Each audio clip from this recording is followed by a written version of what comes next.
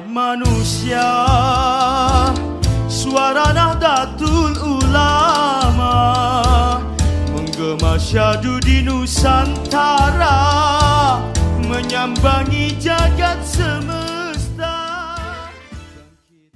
Assalamualaikum warahmatullahi wabarakatuh. Waalaikumsalam warahmatullahi wabarakatuh. Saya kira kehadiran Gus Islah Bahrawi ini, kalau tidak mau terlalu bid'ah, saya bisa disejajarkan dengan menjelang datangnya Lailatul Qadar pada hari ini. Maaf, mungkin saya terlalu bid'ah kalau kesana ya. Alumni Leboya.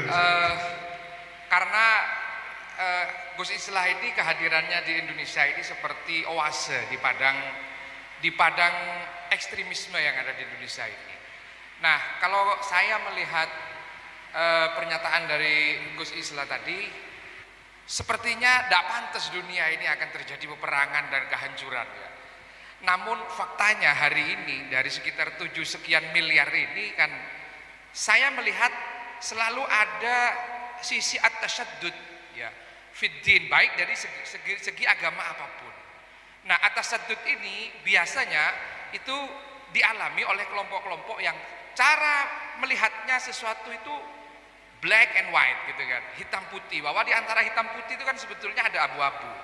Nah, pertanyaan saya ini lebih ke di sosio antro politik gitulah pokoknya ya. Saya bingung itu karena saya masih mahasiswa Gus gitu. Saya lihat ada dua kelompok besar di Indonesia, suku yang secara watak itu keras. Tapi kok nggak ada satupun laporan di Indonesia ini yang mana dua suku ini pernah tertangkap jadi teroris. Bahkan mayoritas, mohon maaf kalau saya agak rasis sedikit, maaf kalau di sini ada kelompok itu. Kalau kita melihat mayoritas para teroris di Indonesia ini berasal dari suku yang berbau-bau Sunda. Maaf saya agak mohon maaf kalau data saya salah. Ngomongnya halus, kadia, kumaha dan sebagainya, tapi kebanyakan rata-rata orang seperti itu. Sementara dua kelompok yang wataknya keras dalam hal ini Madura, maaf Gus, kulagi Madura dan Dayak, tidak pernah satupun yang ada jadi teroris. Lah mungkin pendapat kulis itu bagaimana? Harusnya kita ini pantas kan jadi sarang teroris. Loh, lebih baik pote tolang daripada pote mata kan begitu ya istilah dalam Madura. Tenang, kita nggak usah carok, tenang. Itu saja pertanyaan saya Gus, apa yang melatar belakangi kenapa Indonesia ini khususnya suku Dayak dan suku Madura ini kok tetap adem ayem, sekalipun berkali-kali berusaha ada infiltrasi paham ideologi transnasional melalui importasi pemikiran Wahabi, sedikit Wahabi dalam hal politik yang diadopsi oleh FPI, mohon maaf ya. Terima kasih Gus. Langsung saya jawab ya. Langsung Gus. Oh, iya. Jadi gini. Ini menarik, kita berbicara tentang stereotype. Ada salah satu buku yang ditulis oleh salah seorang penganut Kristen Maronit dari Libanon. Namanya Philip Hurrihiti. Nama bukunya The Story of the Arabs. Story of the Arabs ini adalah sejarah bangsa Arab. Orang Eropa itu pernah menyusupkan 25 orang Eropa untuk pura-pura menjadi Islam. Salah satunya diturunkan ke Indonesia, namanya Snuk Horgronyo, yang diturunkan di Aceh. Lalu kemudian dari 25 orang ini punya kesimpulan yang sama. Mereka ini tugasnya adalah ingin mencari tahu kelemahan dan kelebihan dari Islam itu apa sih. Ini abad ke-18 proyek ini. Snuk Horgronyo lah, satu periode. Nah, hasil temuannya dari 25 orang ini ternyata sama setelah dikonklusi, setelah disimpulkan bahwa orang Islam ini kelemahannya adalah dengan mimpi-mimpi politik.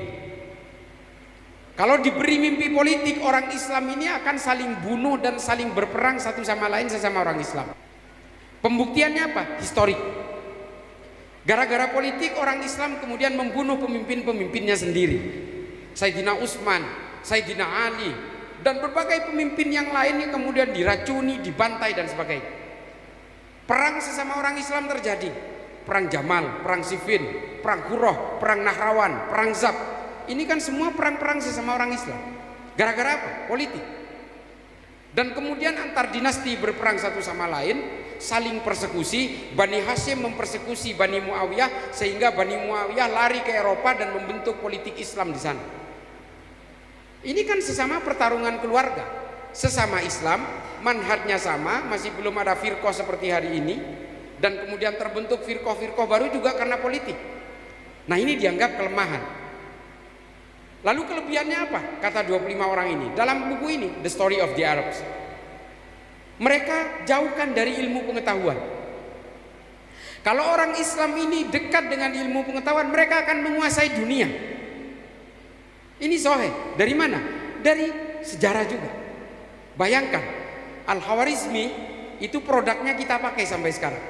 Al-Khawarizmi itu adalah penemu angka 0 dalam matematika. Dipakai sampai sekarang oleh kita. Ini penciptanya orang Islam, bos. Namanya Al-Khawarizmi. Kata algoritma itu diambil dari nama beliau yang dalam bahasa Inggris algoritma. Algoritma bahasa Indonesia. Aslinya Al-Khawarizmi. Sampai sebegitunya. Itu ilmu pengetahuan dalam Islam.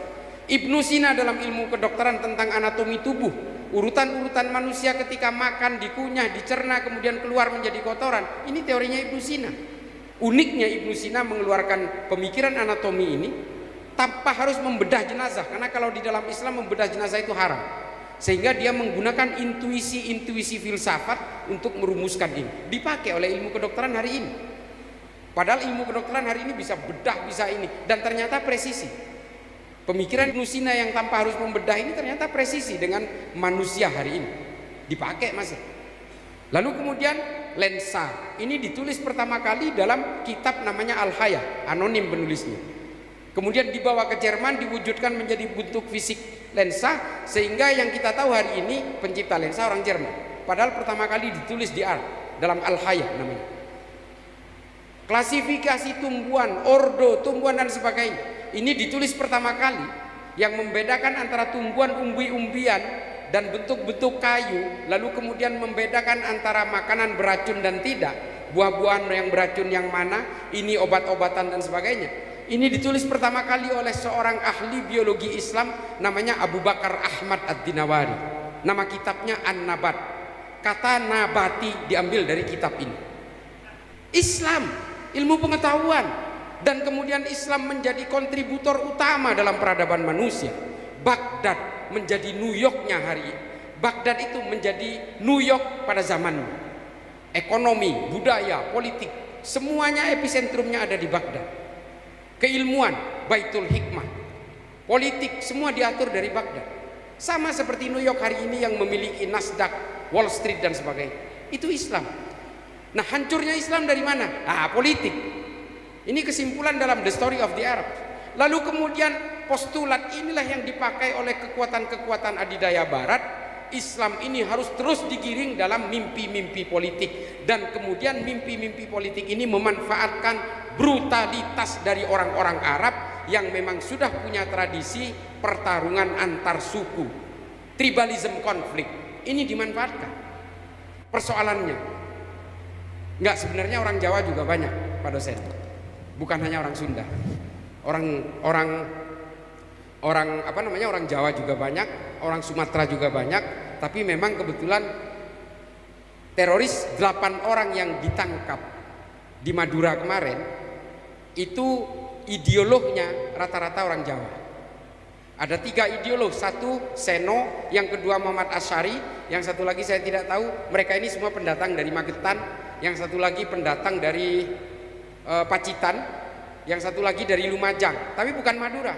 Dia nikah dengan orang Madura, lalu dia membuat jaringan baru di Madura dan ditangkap di Sampang, Pamekasan 3 bulan yang lalu. Guru SD, kepala sekolah SD itu yang ditangkap.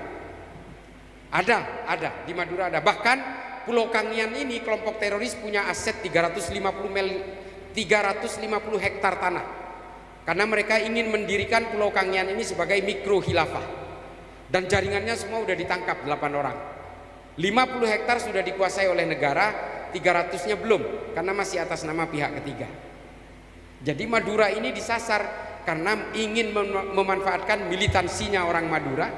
Dan di Makassar pun juga sudah mulai disasar oleh kelompok teroris memanfaatkan beringas-beringas. Etnik-etnik yang beringas ini sudah mulai dijadikan target untuk dijadikan sebagai pola-pola rekrutmen mereka. Nah, ini juga dimanfaatkan oleh orang barat untuk mengatur peta politik dunia, kekuatan-kekuatan global politik ini, the global shifting strategy namanya.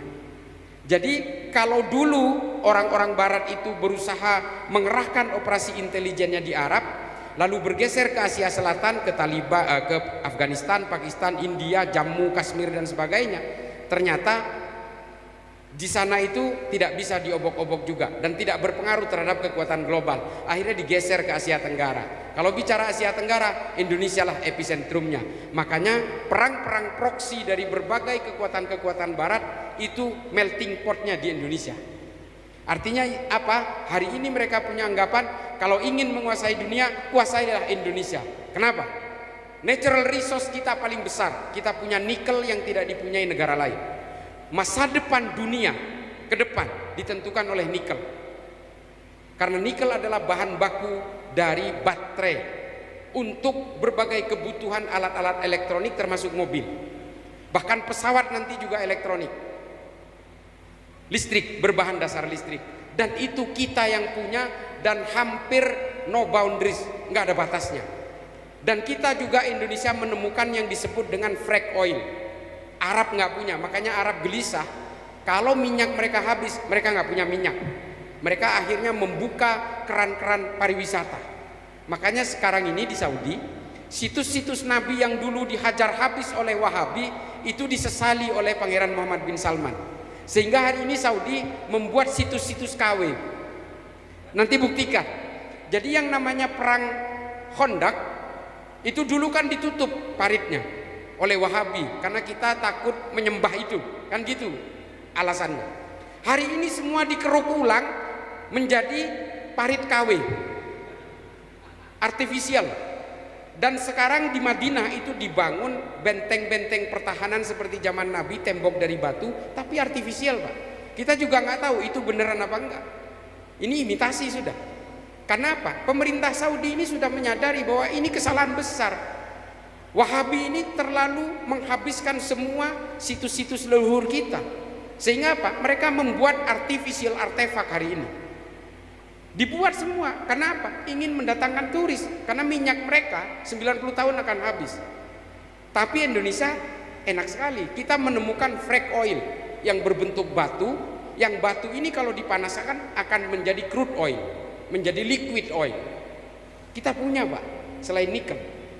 Ini hebatnya Indonesia. Makanya kemudian Indonesia ini mencanangkan generasi emas 2045. Ini bukan kaleng-kaleng, ini beneran.